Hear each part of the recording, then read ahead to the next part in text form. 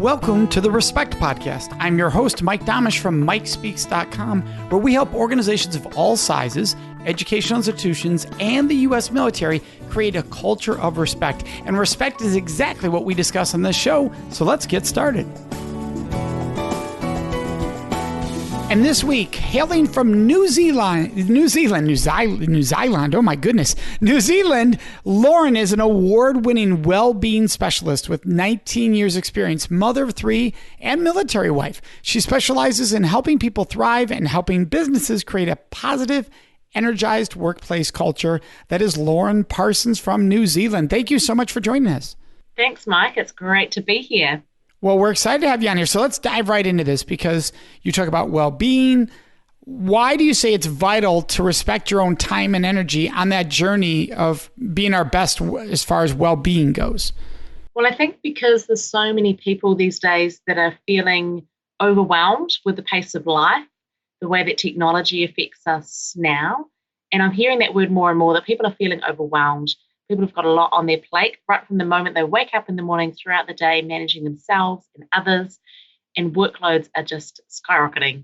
So being able to respect your own time and energy, being able to structure, especially the way you start your morning routine and the way that you end your day, being able to bookend your day well to preserve your own energy so that you have more love and energy and passion to give out to others is really key. And often, if we don't respect our own time, we're saying yes to too many things and we end up becoming overloaded. So what are specific steps people can look for, watch for, or participate in to make sure they're honoring that, before they're in overwhelm? What are red flags or what are skills they can actually use? Yeah, well, there are a lot of different red flags. So some things can be feeling constantly fatigued or tired, noticing more pain in your body, more aches and pains and tightness, feeling like you're losing that emotional intelligence, that ability to stay cool, calm, and collected. So, for example, parenting and just flying off the handle, or getting upset with a colleague at work and just letting loose. Noticing that you've lost some of your spark or your joy. All of those sort of things are good to keep an eye on and to take check and take stock. And then I guess the other thing is what people can do is think about their daily routine. So it's things like getting up and waking up at the same time each day, starting the morning with a practice of gratitude in some way, perhaps a movement practice with your favorite music on, even just for 3 or 4 minutes, changes the way that you start your day and setting a positive intention of how you'd like the day to go. All of these things have been scientifically proven to help train your brain to be more focused and energized. What would be a movement practice? What does that mean? Yeah, great question. So a great movement practice, well, what I tend to do is just a really nice, gentle, low impact sort of stretching routine similar to yoga or Tai Chi. Some people would like to do something really energizing. One of my philosophies is to snack on exercise in short bursts throughout the day, like 1 minute at a time. And that's what I did my TED Talk in New York State last year on. So the idea of fitting small bursts of movement into your day is incredible in terms of the energy it gives back to you and how well it boosts your mood and supports your mental well-being. So there's lots of options for morning routines and movement, whether it's getting outdoors or just staying on the living room floor and having a lovely stretch. I think it's best to respond to what your body feels like. So for me, some mornings I'll do quite a relaxation stretch, and some mornings I'll be a little more active and I'll do a bit more of what's called animal flow and get my heart rate up a little bit, but just for a few minutes to start the day. So if someone's listening going, well, wait, how do I get a burst of energetic activity in the middle? If I'm at work, I'm dressed up for work, how am I running? I think they hear burst, and I think, sprinting, sweating when they hear burst. So what would be an example of an activity somebody could do at work? So there's lots of little what I call desk exercise routines. So just standing up from your chair at your desk, maybe holding the edge of your desk, leaning back into a lovely stretch, doing some press-ups or push-ups on the edge of your desk. So just, and really, really good point that you're in your, dress clothes, just doing, say, 5 push-ups on the edge of your desk. So almost standing. Now, virtually anyone can do a standing press-up against a wall or against the edge of a desk. If you're really strong, you might take it down to a lower surface. If you have stairs in your office, going and taking a brisk walk upstairs. It has actually been proven by McMaster University recently. They got people just to take 20 seconds to briskly walk upstairs 3 times a day, and they found it significantly increased fitness in just 6 weeks. So there's lots of little things you can do. Sometimes I jokingly say, lunge walk to the photocopier, because often I'm working with businesses where we're creating a culture change, and I kind of say that in tongue in cheek, but just fitting movement in or fitting a stretch in when you have a chance, every time you talk on the phone, for example, or when you check your email, to get up and move a little bit, because our bodies are designed to move, and often we become very stuck and static, and it affects us. It gives us pain and tightness, and it affects our mood most of all. So you give me examples. Each of those are somebody trying to take care of themselves. A lot of people feel guilty taking time out of their day to do that. Like, well, if I take 2 minutes to go do push-ups, then I'm not doing that project I'm supposed to be doing. So how do you flip that mindset for people? Well, relating back again to people in the workplace, our bodies have a natural ultradian rhythm, ultra meaning many and dr meaning day, that goes right throughout the day. We have a 90-minute upswing followed by a 15-20-minute downswing, and that repeats right throughout the day. And so it's actually much more effective in our work if we can do our focused, productive work during the upswing, and then to take those breaks and that time out. Because when we do that, we actually are going to come back and be much more effective and productive. Our brain's going to be switched on. We're going to be more creative and better at problem solving. So we'll actually work faster and more efficiently. So that's literally how we can work smarter, not harder. And the other thing is, in terms of people feeling guilty of taking time for themselves, I think in general, taking some me time to do whatever recharges you is so vital. But often I have people tell me, but I feel selfish when I do things just for me. So what I would say to that is that when you actually do things for you, you fill yourself up, and it's like you're filling up this cup to overflowing so that you have more love and energy and passion to give out to everyone around you. And I really believe that when you don't do that, and then you just end up showing up as you're more tired, grumpy, burnt out, lethargic, less than your best self, I actually believe that that is selfish. And so that may sound like a little bit of tough love for the listeners today, but the thing is that it's a bit of a mindset flip if you can remind yourself that not looking after you is actually selfish, because it ends up leaving you tired and lethargic, and replace that, re-record over that if it's in your head with taking time for me is essential. And if you replay that in your mind, whenever you're having that thought, I really should do this, or I could do this for me, but there's more washing to do, there's that report, just remind yourself that taking time for you is essential, and everyone will be better off for it. And what you're describing is emotional intelligence, and you believe it's vital for parents, individuals, any form of leadership. So how do you define emotional intelligence? Well, for me, it's that ability to be able to respond to situations and retaining your own personal power and your calm, centered self, rather than just reacting. Because we all have moments in our days when our buttons get pushed. I have 3 young children under 10, and boy, as a parent, I had no idea what I was in for in terms of the emotional roller coaster we go on when our kids try and push our buttons, or it could be colleagues or our boss or situations, even strangers, interactions that we have, and things happen, things are said that push our button. And emotional intelligence is that ability to be able to take a deep breath, to step back and realize it's not actually about you, maybe it's what's going on for the other person, and then to be able to respond in a positive way that will, create a positive parenting solution or create a better relationship with your colleague, to be able to stand up for yourself and own your personal power, but not to react or overreact, to be able to respond. Yeah, and you started to bring up there the taking a breath. So how do people master that? How do they master that emotional intelligence of remaining calm and centered under those moments that it's very quickly to easy. I mean, it's very easy to sort of lose control at times and either snap at someone or just want to walk away from the situation. So how do you help people master that? The most powerful yet simple way that we can actually quickly shift ourselves back to being in control is through deep diaphragmatic breathing. And it's interesting, I mentioned I was a military wife, and many years ago, my husband was going on his first tour.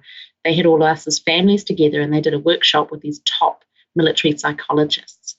And it was really interesting because the key thing that they taught us that day was just how to breathe diaphragmatically. So pausing and taking a breath is powerful because it's the one part of your autonomic nervous system, that automatic part of the nervous system that grows your hair and your skin and your nails and repairs cuts and bruises. Is the one part of that system that you can help to influence, because your breath, while it's automatic, you can also influence the way that you breathe.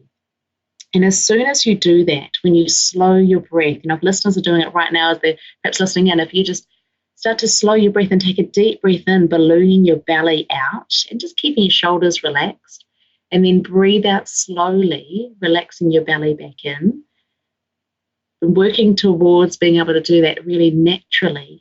When you do that, it sends this beautiful message to your entire body through your nervous system that you are calm and centered and safe. And so in those moments when you feel the opposite happening, when you can feel yourself going into fight or flight, into anger, into wanting to react, you can actually pause, and physiologically it will make a difference to just pause and take 5 breaths, even if you have to walk out of the room. And this can also be helpful if you're going in to do a presentation or a high-stakes meeting, or to have a courageous conversation with somebody.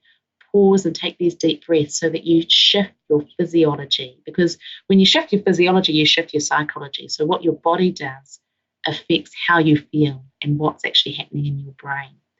So I know that was a bit of a quick demo, I guess, but I'd encourage, if people aren't familiar with how to breathe diaphragmatically, just to Google it, watch a video, and spend some time practicing that, because it is one of the most powerful ways to shift your body instantly out of fight or flight and engage your body's natural relaxation response. And our bodies are amazing, and they can deal with a huge amount of stress as long as we manage to oscillate out of that stress from time to time and engage our relaxation response. Because if we don't, we head towards burnout. So it's vitally important to have that skill in our lives. All right, so now that was great. I love the specifics, thank you, of helping people pause in that moment. What if somebody wants to boost their energy?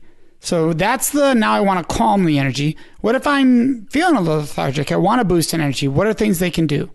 Yeah, well, this is really interesting. And this is what I love, looking at how we use our energy over a day. So yes, we need moments where we can calm, but we need moments we can lift energy. So for example, when I'm speaking, I'll always start any presentation with everyone upstanding and usually playing a game and interacting, connecting eye to eye and creating laughter. Now, you may or may not have people around you to be able to do that with. But for yourself, there are different things you can do to instantly boost your mood. So for example, 5 little things are that you can lift your gaze, so count the lights on the ceiling or look up at the sky. You can roll your shoulders down and back and have tall, proud posture. You can smile, because when we smile, that sends a message back to our brain that we are actually happy, even if we're not feeling the best at that moment. You can also take that deep diaphragmatic breath, and then you can punch both arms up in the air in a V formation. Now, if you've heard of Amy Cuddy's TED talk on how our body shapes our lives, raising both arms above your head as if you just kicked the winning goal in the football game, that position instantly boosts your mood and shifts your psychology. So that's one thing in terms of, I guess, energy in terms of mood. And then coming back to the whole idea of snacking on exercise, just doing something for, say, 30 seconds or 1 minute to get your heart rate up. So it could be just doing some squats on the spot, or what I call a squat reach, where you reach your arms up high above your head, standing tall, and then not bending over trying to touch your toes, but just go down into a squat with your hands by your shoulders, and just taking your arms up, your whole body high, and then going low. And if you're listening in and you're by yourself right now, you can do this. So reach your arms up high with me, and then squat down, and then reach your arms up high as you come up tall. And just doing 10 of those squat reaches, I find is a great little energizer.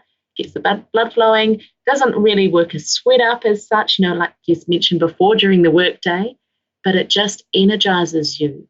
And even clapping your hands, making yourself laugh, there are lots of little triggers you can use to literally be intentional about boosting your body's energy, so that you can head into that dreary task that you're not really looking forward to.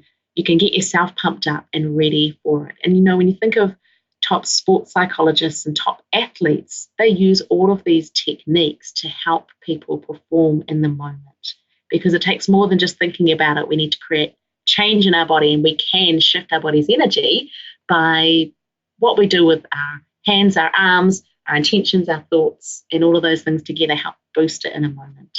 What got you so passionate about movement? Like, how did you get to this journey, this place? Oh, that's an interesting story. I actually started off as the shy, unsporty kid back at school. I was always the one standing there when the teacher would say, hey guys, pick some people for your teams. And my classmates would say, hey, I'll pick you, and I'll pick you, and I want you, and I want you. And I would be the last one there left standing, just wishing that the ground would swallow me up in that moment, because all I wanted to do was cry, and I didn't want anyone to see that. And I honestly went through all of my school years just hating physical education and trying to avoid it, being sick on sports days and just being so intimidated and really lacking confidence in myself physically. And then somehow when I went to university, just like all my friends, I joined the gym. But I was still really intimidated by the gym. And I can recall walking in there and looking into this big sports hall where there were these ladies with these bars on their shoulders with these circles on the end, and they were doing these movements. And I really didn't know what it was called, and thought to myself, oh, I could never do that. I would never be able to do that. And I just go and hide down the little circuit room at the end and copy everyone else. But one day a friend dragged me along to what was called a step aerobics class, which is actually one of the most complicated classes to do, because you've got the step to try and step on and off, and different arm lines and leg lines to do. And so I certainly didn't get all of the moves, but what I found was that by the end of that class, I had actually really enjoyed myself. I loved the music and the group. And so I went back a few times, and after a while they said, if you want to be an instructor, just come and see us afterwards. So I did. And before I knew it, I was actually teaching. And that taught me three things. One, I discovered that I had enough coordination and rhythm to do choreography, which was great. And two, I discovered there was someone who believed in me, and that was Amy, my boss at the time, and she was amazing. And three, I discovered something that I think is true for all of us. I found out that I was capable of more than I first imagined. And I think that's true for everyone, that you are all capable of so much more than you ever imagined. So that process of going from being really intimidated to then teaching aerobics went into me getting into lecturing, personal training and nutrition, and then life coaching, and then helping businesses and individuals boost their health and happiness. And it's been an amazing journey. And what's always remained at the center of it is being passionate about helping people get started, especially people that were like me, perhaps intimidated, not confident about getting going or getting into physical movement, because it can be a really scary space. And I think the people that need it the most are those that don't naturally want to spend time there. And not that I'm saying you actually need to spend time at a gym at all. Now, mostly what I do is help people with routines they can do in their home and routines they can do in their workplace to boost their productivity as well. So, yeah, so that's kind of my backstory. And, as I say, I believe that everyone is capable of more than they first imagined, because if little old Lauren Parsons from Palmerston North, New Zealand, who was intimidated by the gym and, always last to be picked at school, if I can go on to help thousands of people boost their health and happiness, then you can do anything, and change really is possible. So, Lauren, you clearly believe in people standing up for themselves. You've stated that beautifully throughout. So how do people stand up for what's important for them and get what they want at the same time? Yeah, that's so key. Well, if I think I've had a lot of clients over the years where communication really is the key. So, for example, I'll share a story. I once had a husband and wife, and I was coaching the wife of this partnership, and she was chatting about some frustrations that she had in her relationship. And when we unraveled it all, it really came down to a miscommunication. And this is another thing that I'm passionate about, because so often this happens that we assume things in life, and we make all of these assumptions that actually mean we miss the boat in terms of clearly communicating what we want. And so I believe in using this process called complete communication, which is all about sharing what we want and stating it clearly, and why we want it and how we want it and when we want it. And most of all, thinking, why is it important for me?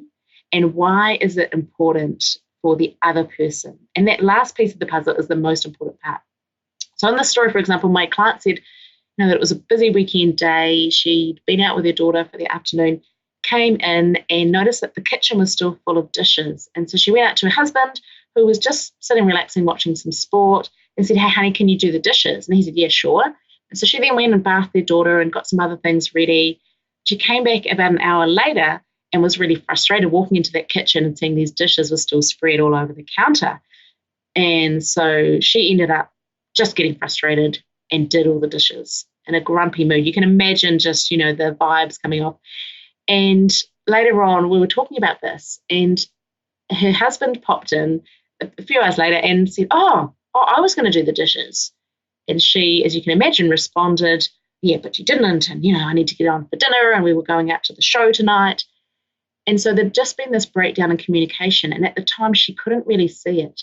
But when I talked through, well, what if you'd said, hey, honey, could you do the dishes? And it's okay to get them done by 3:30 because I want to get that lovely roast meal on so we can sit down as a family and really enjoy it before we head out to the show. Is that okay? And so by sharing it that way, you might have noticed that there was the what, there was the why, there was the when, which was really important, and there's what the benefit was going to be for both her and her husband and the whole family. So I think this is something, and I constantly fail at this as well. I noticed it myself. Recently, we were going to do a photo shoot at home, and they always say don't with kids or animals, you're right. But I wanted to get some family photos and some photos of my husband and kids, as well as some professional shots for the website. And I noticed at one point when my husband was there and he was wearing his green military socks. And I quickly, because I was feeling quite stressed out at the time, I had lots going on. My daughter was playing up, and it was really hard to try and get some nice photos with her being grumpy. And I noticed my husband was wearing these socks. And so I said to my husband, hey, honey, could you just take your socks off? And that was all I said. And so in my mind, I'd very clearly asked him to take his socks off. But what happened next was he disappeared for like the next 5 to 10 minutes. And during this time, I was increasingly feeling concerned. My worry was escalating. Dinner had not been prepared, and we were supposed to be doing some photo shoots with dinner. The kids were playing up and getting snarky at each other. My other daughter didn't want to change her outfit at all, and I was trying to remain calm and keep smiling. So my husband comes back downstairs, and he's now wearing black socks. And I am like, in my mind, why are you wearing black socks? I did not ask you to put black socks on. But he had gone away and understood that I'd asked him to change his socks, So he disappeared upstairs, and then he got distracted doing some things. But this is actually not his fault. It all comes back to me, because if I had actually said to him, hey, honey, I think this photo is going to look really great with bare feet. So can you just take your socks off? And then would you be able to help prepare this salad? Because I'm running a bit behind and I really need your help right now. That would have actually explained what I wanted, when I wanted, how I wanted it, why I needed it, and what the benefit would have been. So it wasn't his fault about the socks. So I just put that blame all on me. So I guess that gives a couple of examples of where, people listening may recognize times in your own life where you've assumed things. If you can use that complete communication process, and most especially find out how it's going to benefit the other person, it will give you smooth sailing to get what you want so much more often. Well, thank you for sharing. Those are great examples that we can all fall into very easily. And I want to make sure everybody can find you, Lauren. So I want to make sure they know your website, which is laurenparsonswellbeing.com, which we have in our show notes, so all of our listeners can find it in the show notes. You also have snackonexercise.com, which is great. I love that, snackonexercise.com. And I want to thank you so much for sharing with us today, Lauren. Thank you. Thanks for having me. It's been a pleasure, and I hope that is helpful to you all. Thanks so much, Mike. Absolutely. And for our listeners, you know what's next. That is Question of the Week. Before I answer this week's Question of the Week, I'd love to ask you a question. Would you please subscribe to this podcast, the Respect Podcast with Mike Domish? By subscribing, you can make a huge impact. Now, you might be wondering, Mike, how does my subscribing to your podcast make a huge impact? Well, here's how. For every person that subscribes, it raises the rankings of the show in the search engines. So for people who care about respect like yourself, when they're doing a search for podcast, they're more likely to find the show, thus providing an awesome opportunity for us to spread more respect around this world. And all you do is hit subscribe under your podcast. Plus, the second benefit is by subscribing, you automatically get every episode right into your phone or whatever device you are listening to the podcast on. It happens automatically. So subscribing also makes your life easier. Now let's get into this week's Question of the Week. Oh, and by the way, you can always ask your questions of the week by joining us on Facebook in our discussion group. It's called the Respect Podcast Discussion Group. Go there on Facebook and ask whatever questions you would like me to answer and or address in this segment of the show. And then listen to each episode to find out when your question is included. This week's question is, Mike, for a person that has never been sexually intimate with someone, how do you approach your first kiss, the first time you have sex, the first time you engage in a sexual act? This is a great question, and the good news is that the answer is consistent no matter what choice you're making for the first time. Share your thoughts with your partner, right? And let people know that. Set a foundation.